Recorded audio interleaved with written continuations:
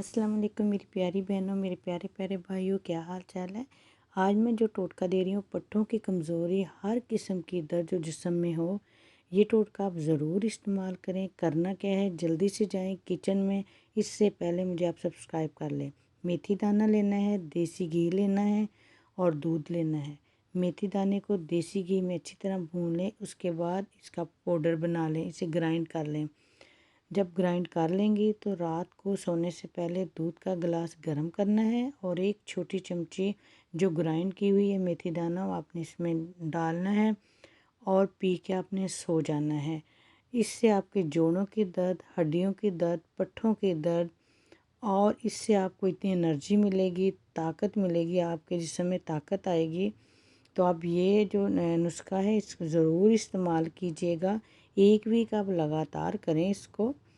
तो उसके बाद आप फिर जब भी आपके जिस्म में दर्द हो आप इसको इस्तेमाल कर सकते हैं। और ये लेनी 1 चम्मच है दूध के साथ, इससे ज़्यादा आपने नहीं लेना।